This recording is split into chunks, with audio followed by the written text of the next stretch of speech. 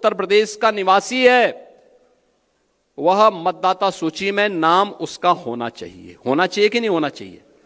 यही है ना। अब 18 वर्ष से ऊपर का मतदाता सूची में नाम होना चाहिए, तो यह संख्या होनी चाहिए 16 करोड़। और मतदाता सूची में एसआईआर के बाद जो मतदाता सूची में नाम आए हैं वो कितने आए हैं?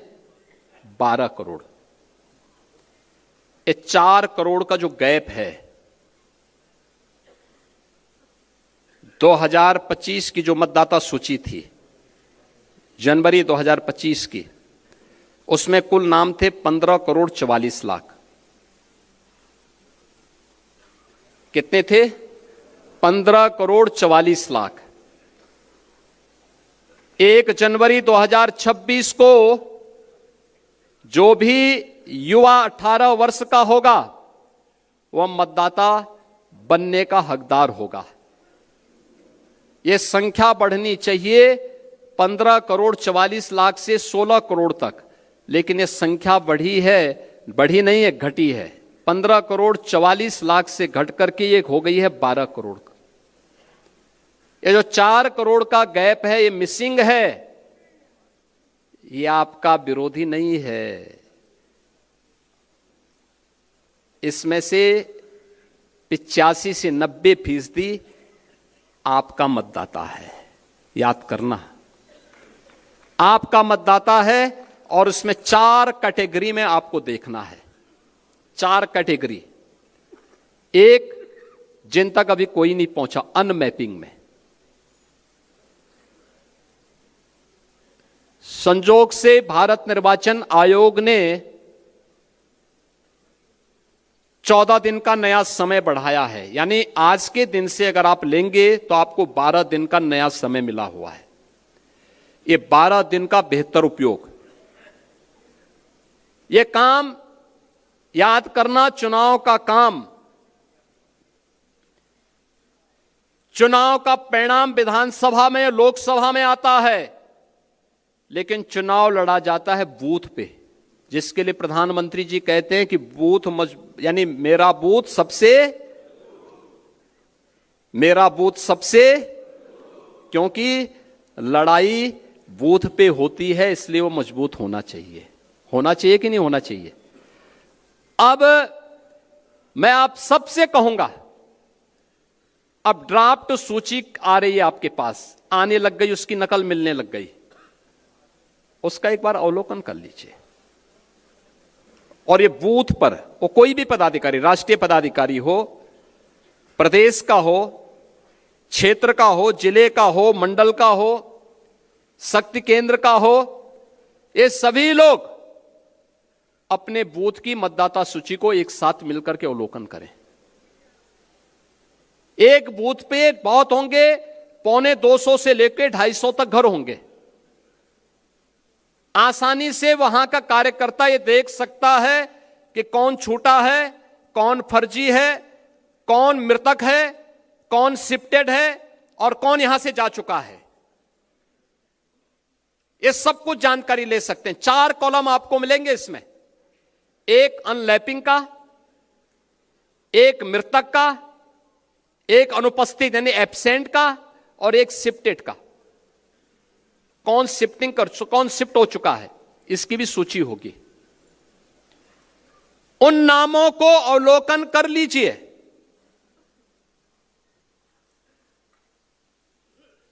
देखिए, मैं अभी गया था एक जनपद में, वहां की मतदाता सूची में जो एसआईआर के फॉर्म भरे हैं बहुत सारी विरोधियों ने, उसमें कुछ बांग्लादेशियों के भी नाम है। आप मुझे बताइए,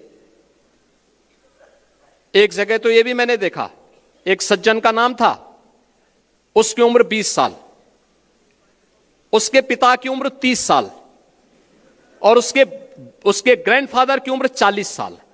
तो मैंने कहा ये कौन नए नमूने आ गए। देखो, आप जब देखेंगे तब आप मुझे बताइए 10 साल की उम्र में किसी का बच्चा होगा क्या?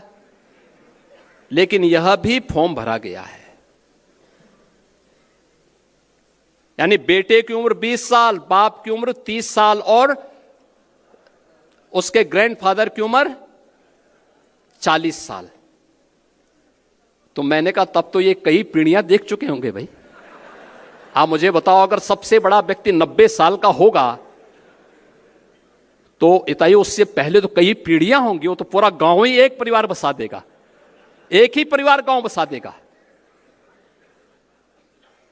हमें इस समय उसको देखना होगा। यह भी फर्जी हुआ है।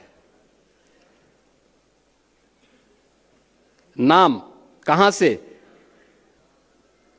पश्चिमी,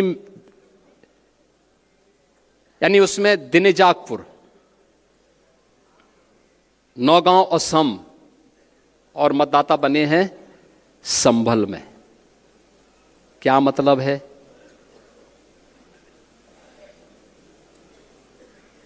ये अवसर है इस सब फर्जी नाम के लिए आपत्ति करना है। हर बूथ से आपत्ति दर्ज होनी चाहिए फर्जी नामों के लिए। जो छूट गए हैं एसआईआर के लिए 12 दिन का समय अभी बाकी है। जो नए नाम भरने हैं उसके लिए भी आपके पास समय है। जिनके नाम काटने हैं उनके लिए समय है। और इस समय उन फटाफट भरवाइए, आपत्ति करिए। ये इसलिए आवश्यक है कि चुनाव में आपकी मेहनत 3/4 इस एसआईआर की सूची रिफाइंड हो जाएगी। 3/4 मेहनत आपकी पूरी हो गई। तब केवल 1/4 मेहनत आपको विधानसभा चुनाव में करना होगा। और धड़ल्ले के साथ 3/4 सीट भारतीय जनता पार्टी और गठबंधन के प्रत्याशी उत्तर प्रदेश में जीतेंगे। कोई संदेह इसमें नहीं होना चाहिए। लेकिन मेहनत आज करनी पड़ेगी, आज मेहनत करनी पड़ेगी। और इसके लिए मैं आप सबका आह्वान करूंगा। आज आपको यहां पर विशेष रूप से बुलाया गया है कि नए नवनिर्वाचित प्रदेश अध्यक्ष जी के स्वागत में और आपका परिचय हो जाए। नवनिर्वाचित प्रदेश अध्यक्ष जी हर जिले में जाएंगे, हर जिले में उनका कार्यक्रम लगेगा, हर जिले में आप स्वागत अपने जिले में करेंगे। आपको दिल्ली जाने की आवश्यकता नहीं, आपको गोरखपुर या महाराजगंज जाने की आवश्यकता नहीं। आपको अपने बूथ को संभालने की आवश्यकता है अगले 1 महीने के लिए। अपना बूथ, मेरा बूथ सबसे मजबूत। 25 दिसंबर पूर्व प्रधानमंत्री श्रद्धेय अटल बिहारी वाजपेयी जी की जन्म शताब्दी का कार्यक्रम है। और यह कार्यक्रम उत्तर प्रदेश की राजधानी लखनऊ के साथ साथ हर एक बूथ पर भी पार्टी के द्वारा आयोजित होगा। इस कार्यक्रम को बूथ स्तर पर भी एक आयोजन के साथ ही, और आदरणीय प्रधानमंत्री जी का जो कार्यक्रम लखनऊ में इस डबल इंजन सरकार ने एक राष्ट्रीय प्रेरणा स्थल बनाया है, जिसमें भारतीय जनसंघ के संस्थापक अध्यक्ष डॉक्टर श्यामा प्रसाद मुखर्जी जी, पंडित दीनदयाल उपाध्याय जी और श्रद्धेय अटल बिहारी वाजपेयी जी की 65 फुट ऊंची कांस्य प्रतिमाओं को स्थापित करते हुए एक उनका डिजिटल म्यूजियम के रूप में भारतीय जनसंघ से लेकर के भारतीय जनता पार्टी में आदरणीय प्रधानमंत्री जी के नेतृत्व में नए भारत की यात्रा के साथ जोड़ते हुए म्यूजियम बनाया गया है। इन सभी का उद्घाटन का कार्यक्रम और एक बड़ी रैली का आयोजन लखनऊ में होगा। उसके लिए संगठन अलग से बैठक करेगा, व्यवस्था बनाएगा। लेकिन एसआईआर की कार्रवाई के बाद मैं आपको आश्वस्त कर सकता हूं, जो भी कार्यकर्ता यहां पर आए हैं आज के इस कार्यक्रम में, एसआईआर की कार्रवाई आप पूरा कर देंगे तो आपको हम राष्ट्र प्रेरणा स्थल दिखाने के लिए लेकर के आएंगे। और यहां दिखाएंगे भी, जन्मभूमि अयोध्या में रामलला का दर्शन करवाने के साथ ही यहां भी करवा देंगे, यहां भी दर्शन करवाएंगे। आप देखेंगे दिन भर का कार्यक्रम उस म्यूजियम में है। बहुत सुंदर बना है। देश को समझने, विचारधारा को समझने और भारतीय जनसंघ से लेकर के भारतीय जनता पार्टी और नए भारत का दर्शन करना अगर किसी को है, लखनऊ में राष्ट्र प्रेरणा स्थल का म्यूजियम उसका उदाहरण बनेगा। यह कार्यक्रम भी लखनऊ में 25 दिसंबर को आयोजित होगा। इस कार्यक्रम के लिए संगठन माननीय धर्मपाल जी अलग से व्यवस्था बनाएंगे। इस कार्यक्रमों के साथ हमें जुड़ना है। फिलहाल मैं आपसे अपील करूंगा, फॉर्म नंबर 6 हर बूथ पर भरवाइए। जो छूट गए हैं, एसआईआर के जो प्रपत्र भी जमा नहीं हो पाए, 12 दिन का समय है, युद्ध स्तर पर लगिए। जो गलत नाम है उनके लिए फॉर्म 7 भरवाइए। जहां संशोधन करना है 8A फॉर्म भरवाइए। कोताही मत बरतिए। एक एक बूथ की समीक्षा और एक एक बूथ पर मेहनत परिणाम लाएगी। और दूसरा है, जो शिकायत आती है कि हमारे मतदाता इस बूथ से थे, उस बूथ में नजदीक पोलिंग होनी थी, लेकिन वो 5 किलोमीटर दूर कर दिया। यह अवसर है जब आप उसको बदलने के लिए आवेदन कर सकते हैं, कर दीजिए। अब लेट मत करिए, यह अवसर है। इस अवसर का लाभ आप उठाएंगे, इस विश्वास के साथ मैं एक बार फिर से अपने नवनिर्वाचित प्रदेश अध्यक्ष श्री पंकज चौधरी जी को हृदय से बधाई देता हूं। इस निर्वाचन की प्रक्रिया को शांतिपूर्ण तरीके से संपन्न करने के लिए माननीय पीयूष गोयल जी का, माननीय डॉक्टर के लक्ष्मण जी का, डॉक्टर महेंद्र नाथ पांडे जी का हृदय से मैं धन्यवाद करता हूं।